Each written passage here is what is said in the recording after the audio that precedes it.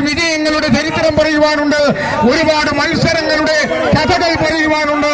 പള്ളയാറ്റിലും അതുപോലെ തൃക്കുന്നപ്പുഴയിലും പടിക്കടവിലും കരുവാറ്റയിലും പായിപ്പാടുമൊക്കെ ഈ സമീപ പ്രദേശങ്ങളിലൊക്കെ നിരവധി മത്സര വള്ളംകളികളിൽ പങ്കെടുത്ത ചരിത്രം സാരഥിക്കും കാട്ടിൽത്തക്കതിൽ വള്ളത്തിനും പറയുവാനുണ്ട്.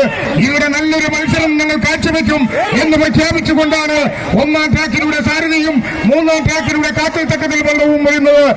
കാട്ടിൽത്തക്കതിൽ വള്ളമാണോ സാരഥി വള്ളമാണോ മുന്നിൽ എന്ന് പറയുവാൻ കഴിയുന്നില്ല. കാരണം ഒന്ന് രണ്ട് വള്ളപ്പാടുകളുടെ വ്യത്യാസത്തിലാണ് വള്ളങ്ങൾ കടന്നു വരുന്നത്.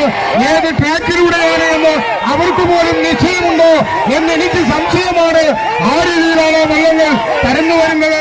ഏതായാലും സാരഥി വള്ളമാണ് ബഹുദൂരം മുന്നിൽ എന്ന് തോന്നുന്നു. ഒന്നാം ട്രാക്കിലൂടെ കടന്നു വരുന്ന സാരഥി, എന്റെ പ്രിയപ്പെട്ട സാരഥി, എന്തൊരു മത്സരമാണിത്, എന്തൊരു ആവേശമാണ്. ആവേശത്തിന്റെ തിരമാലകൾ സൃഷ്ടിച്ചുകൊണ്ട് ഒന്നാം ട്രാക്കിലൂടെ കടന്നു വന്ന